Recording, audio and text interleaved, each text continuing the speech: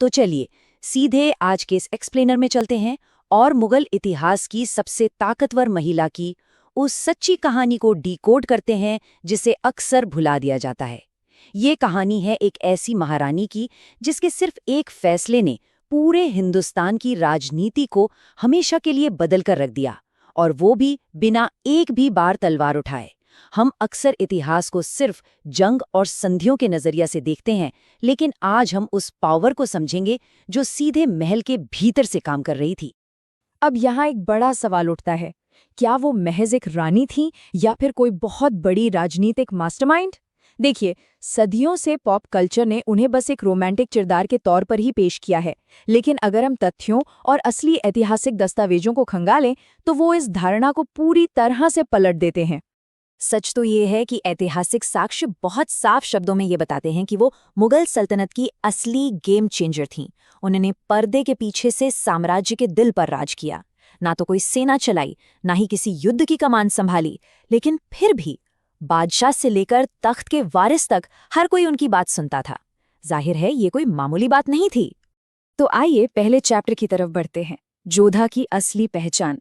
देखते हैं कि राजस्थान की तपती रेत और आमेर के कचवाहा राजवंश में उनके शुरुआती जीवन के दस्तावेजी तथ्य आखिर क्या कहते हैं।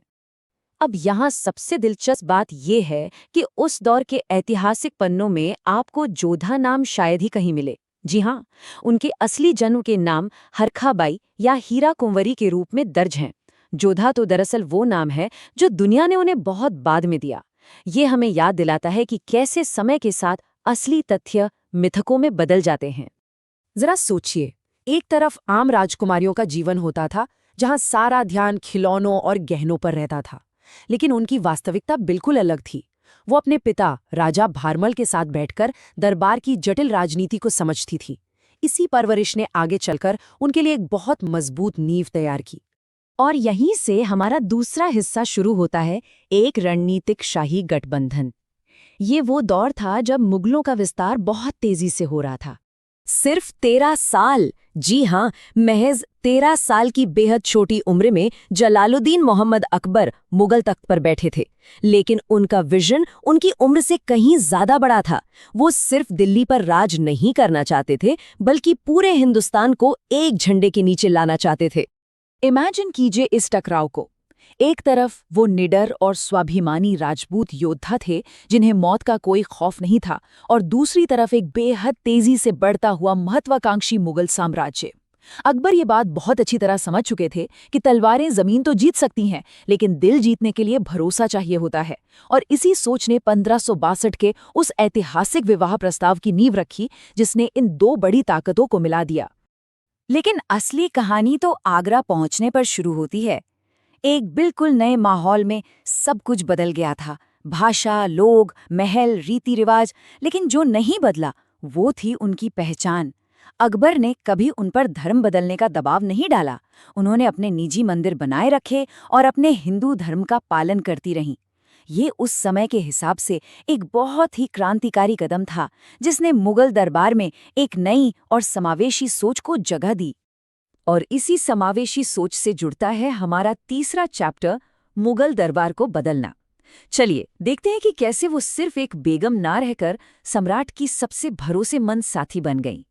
आपको बता दें, इतिहासकार इस राजपूत महारानी की मौजूदगी को अकबर के बदलते विचारों के लिए एक बहुत बड़ा कैटलिस्ट मानते हैं। उनका प्रभाव सिर्फ महल की दीवारों तक ही सीमित नहीं था। उन्होंने सम्राट की धार्मिक सहिष्णुता को बढ़ावा देने और साम्राज्य की नीतियों को एक नया आकार देने में बहुत अहम भूमिका निभाई। अब आते हैं उस टर्निंग पॉइंट पर जिसने सब कुछ बदल दिया। चैप्टर 4, मरियम-उज़-ज़मानी का उदय। अगर हम इस टाइमलाइन को देखें तो चीजें बहुत तेजी से घटीं। 1542 में आमेर में जन्म, फिर 1562 में वो ऐतिहासिक विवाह, और सबसे बड़ा मुकाम आया 1569 में जब फतेहपुर सीकरी में राजकुमार सलीम का जन्म हुआ। वही सलीम जो आगे चलकर सम्राट जहांगीर बने। भविष्य के सम्राट को जन्म देने के बाद उनका रुतबा हमेशा के लिए बदल गया। उन्हें टाइटल मिला मरियम-उज़-ज़मानी, जिसका मतलब होता है युग की मरियम। ये कोई ऐसा वैसा नाम नहीं था, ये मुगल दरबार में अल्टीमेट रिस्पेक्ट और सुप्रीम अथॉरिटी का प्रतीक था। बड़े बड़े अमीर, कड़क सेनापति और मंत्री सब उनकी इस ताकत को महसूस करते थे और उनका दिल से सम्मान करते थे। खैर, महल की राजनीति से थोड़ा बाहर निकलते हैं और चलते हैं चैप्टर 5 की तरफ, महारानी का व्यापारिक साम्राज्य। ये इस कहानी का वो हिस्सा है जो यकीनन आपको हैरान कर देगा। जरा इस बात पर गौर कीजिए, जिस दौर में महिलाओं को महल की चारदीवारी के अंदर ही रखा जाता था, उस दौर में मरियम-उज़-ज़मानी खुले समुद्र में अपना खुद का अंतर्राष्ट्रीय जहाज़ों का बेड़ा चला रही थीं। वो किसी इंटरनेशनल बिजनेस टाइकून से कम नहीं थीं। उनका ये बिजनेस नेटवर्क कोई छोटा-मोटा नहीं था। भारत से अरब को जोड़ने वाले समुद्री मार्गों के जरिए वो कीमती मसालों, बेहतरीन रेशम और कपड़ों का व्यापार करती थी। अपनी इस जबरदस्त व्यावसायिक सूझबूझ से उन्होंने अकेले ही मुगल खजाने को कई गुना बढ़ा दिया था। ये अपने आप में उनकी ब्रिलियंस का एक बहुत बड़ा सबूत है। व्यापार से लौटकर अब हम इस एक्सप्लेनर के सबसे तनावपूर्ण और आखिरी चैप्टर में आते हैं, मुगल वंश को बचाना। जब दरबार साजिशों और एक भयंकर गृहयुद्ध के मुहाने पर खड़ा था। हालात कुछ ऐसी थे कि मुगल साम्राज्य 2 हिस्सों में टूटने की कगार पर आ गया था। एक तरफ थे ताकतवर पिता सम्राट अकबर और दूसरी तरफ तख्त के लिए बागी हो चुका उनका अपना बेटा राजकुमार सलीम। एक भयानक टकराव बिल्कुल सामने खड़ा था। लेकिन इस पूरे तूफान के बीच वो एक लंगर यानी एंकर की तरह अडिग खड़ी रहीं। बिना दरबार में कोई शोर मचाए उन्होंने बड़ी ही खामोशी से पिता और पुत्र के बीच के इस टूटते रिश्ते को पूरी तरह से बिखरने से रोक लिया।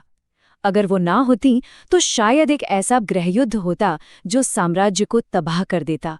जाहिर है, जब जहांगीर तख्त पर बैठा तो उसने अपनी माँ की सलाह और उनके सम्मान को हमेशा सबसे ऊपर रखा। उनकी जो विरासत है वो बेजोड़ है। उन्होंने ना सिर्फ 2 बिल्कुल अलग संस्कृतियों को जोड़ा, बल्कि जो कभी दुश्मन थे उन्हें एक परिवार में तब्दील कर दिया। तो इस एक्सप्लेनर को खत्म करते हुए जाते जाते जरा इस सवाल पर जरूर गौर कीजिएगा, इतिहास में ऐसी और कितनी महिलाएं हुई हैं जिन्होंने पर्दे के पीछे से साम्राज्यों को आकार दिया हो, बड़े बड़े युद्धों को टाला हो और अपना खुद का एक विशाल अंतर्राष्ट्रीय व्यापार चलाया हो। मरियम-उज़-ज़मानी की ये कहानी हमें ये सोचने पर मजबूर कर देती है कि इतिहास के इन पन्नों में अभी और कितने ऐसे राज दफन हैं जो सामने आने का इंतजार कर रहे हैं।